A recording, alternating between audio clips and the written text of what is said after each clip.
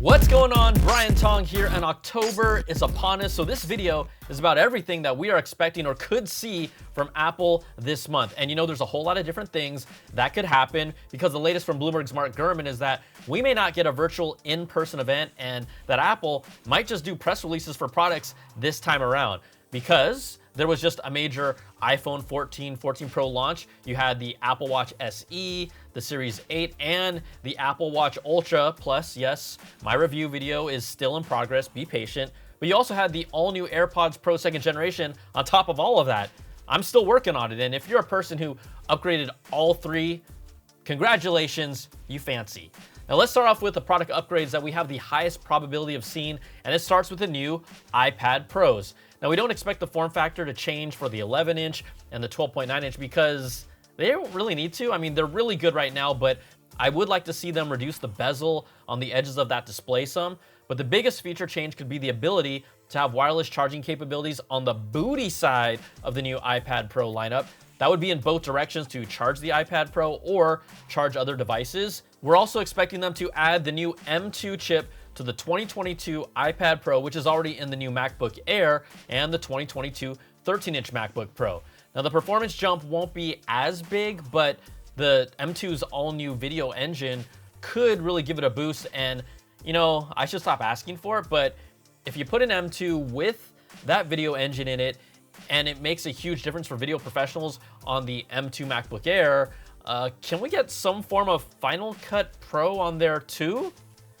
Okay, yeah, I really should stop asking because it's only been 5 years? Now, Japanese site Mako Takara says the next-gen iPad Pros will feature a new 4-pin connector at the top and bottom of the device. Now, that would be separate from the smart connector, so maybe it might get new peripheral support. There's also a potential chance that Mini LED comes to the smaller 11-inch iPad Pro. Now, it's a possibility, or they just keep costs lower and end up holding out and bringing OLED to the entire iPad Pro lineup in 2024, which has been rumored.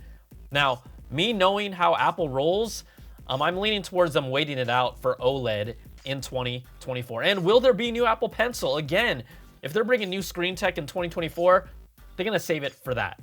Now, I haven't heard a single person say that they won't upgrade to a new iPad Pro because they want a new Apple Pencil, because that's how people talk. And we could also see an all-new 10th generation entry-level iPad that finally brings a design similar to the iPad mini. It's expected to come in a 10.5-inch screen size while still keeping Touch ID. And the biggest change? Well, USB-C is expected to come to the new entry-level iPad well before the iPhone gets it. Like, I don't know if I should laugh or cry. Maybe it's okay to do both in this situation. Now, throw in an A14 chip. Maybe it's 5G connectivity that gets there as well, and keep it at that $329 price point. I mean, how many people actually need more than that from an iPad? Not many. Now, that would be just an incredible value for the world's most popular tablet. Apple isn't saying that. I am, because it's true. Okay, what else could we see? Well, for a while, there were rumors that an all-new redesigned Mac Mini was on its way last year, but that still hasn't happened. I mean, no new major design changes are now expected, but a Mac Mini with the next-gen M2 and M2 Pro chips, that's what we're expecting. Again, there's been evidence that an unreleased Mac Mini does exist because it popped up in the firmware for Apple's Studio Display. Apple could also hold off and release the Mac Mini with the potential new Mac Pro in 2023 for an all-new Mac launch, kind of do it all at once, and maybe the invite will say, Return of the Mac. Huh. That's a pretty good music video, I heard. Okay, before we talk about those new Mac Pros, let's take a moment to thank the sponsor of this video, Avast. Avast is a global leader in cybersecurity for more than 30 years and trusted by over 435 million users and prevents over 1.5 billion attacks every month. Avast empowers you with digital safety and privacy no matter who you are, where you are, or how you connect. Enjoy the opportunities that come with being connected on your terms. Avast's new all-in-one solution, Avast One, helps you take control of your safety and privacy online through a range of features, and you can learn more about Avast One at avast.com. Because Avast believes essential protection should be available to everyone, a free version of Avast One still includes award-winning free antivirus, free VPN, free firewall, and much, much more. Avast privacy features keep your identity and actions hidden. Its security solutions stop malware, phishing, and virus attacks. And Avast performance products clean up and speed up your devices. It includes its award-winning antivirus that stops viruses and malware from harming your devices, and its VPN feature allows you to connect safely and securely to public Wi-Fi. I also like how getting set up is easy, and all I did was download the app and one click for the scan, and Avast One took care of the rest for me. So thanks again to Avast for supporting the channel. Confidently take control of your online world with Avast One. It helps you stay safe from viruses, phishing attacks, ransomware, hacking attempts, and other cyber crimes. Learn more about Avast One at avast.com. All right, let's get back to what else we're expecting from Apple in October. And how about all new MacBook Pros? That's right, they brought back the functionality that pros wanted and true pro level power with the 14 and 16-inch M1 Pro and M1 Max processors. Now the M1 Max 16-inch, this is my everything, it's my baby, and everything you see from me comes from it. So obviously, like, I love the thing. Heart. Now, reports claim Apple has been working on an updated version of the 14 and 16-inch models that will use all new M2 Pro and M2 Max chips with up to a 12-core CPU and 38-core GPU for the M2 Max. Now, Face ID has been rumored to be coming to the Mac, and if they put a notch in the Pros already, let's at least get Face ID in there, because Windows Hello just takes Apple's lunch right here. But it could still be another year or more before we get it. And then let's go look way, way, way down the road. Maybe we will see an all-display foldable notebook that could measure in around 20 inches. Like, does that sound cool? Kinda. Do I need one?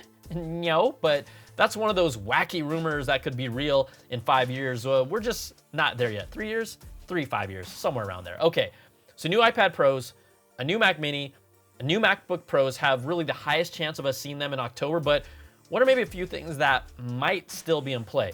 Well, Apple could surprise us with a new Mac Pro, but then as time goes on, this really feels like an early 2023 release. Still, if we see it, Apple will showcase the most power it has ever put into a machine with their next-gen silicon, and we saw the Mac Studio with the M1 Ultra, which blew me away, but I decided to be patient, hold back, and see what Apple does with their Mac Pro first before I make a decision. Now, the M1 Ultra in the Mac Studio is basically a doubled up version of the M1 Max with a 20-core CPU and 64-core GPU.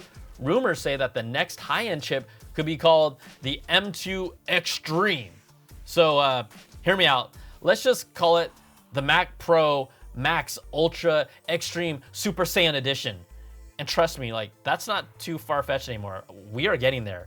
Now, Apple has made it clear that the Studio is not a replacement for the Mac Pro, and initial reports say that there may not be as drastic as a design change as people think. I mean, there were those early rumors that it would be more like a G4 Cube type size with handles and feet and that cheese grater look of the current Mac Pro, but it's still all a mystery. And that's a mystery that we'll most likely see in 2023. And finally, what is the most intriguing product that we know about that we're just waiting to see? It is Apple's new AR/VR headset that is likely to come next year. Now, it has recently been referred to as Apple Reality Pro, right? This would be the first headset reportedly from Apple that will be a combo AR and VR closed headset experience. And at the moment, Apple is working on at least 2 different types of glasses, maybe even 3, but their first entry will be more similar to the standalone headset style of the Oculus Quest 2, with one of Apple's own A-series processors just driving that experience that will bring comparable power to one of Apple's Macs, which is a whole lot. It's also a lot more efficient and energy efficient. Now, it will reportedly have a sleeker and more comfortable design compared to others, with 2 high-resolution micro OLED displays inside with up to 3,000 pixels per inch for a high-resolution viewing experience. There will be multiple cameras built into the headset to track your movement, hand gestures, and the environment around you. But the biggest question is, what will Apple do that makes this experience unique enough to buy into the first generation? Because with all these rumors of a $2,000 starting price point, like, it's just hard to see many people like you and me getting on board with this when most of us still don't even own a headset. And those of us that do, like I do, most of us don't even use it once a week. So it is the most intriguing Apple product has in development, but even I don't know how they can sell me on it for a rumored price tag that high. But that's why it's fun to find out, because Apple getting into an entirely new product space, showing us their vision, everyone in the tech world is paying attention. Even though, let's be real, like I am salivating all over that PSVR 2, all the incredible tech inside there, combined with a polished gaming experience and what they do best. I mean, come on. So there you go. The Apple products that we're expecting to see this October: new iPad Pros, a new entry-level iPad feel. Those are like no-brainers.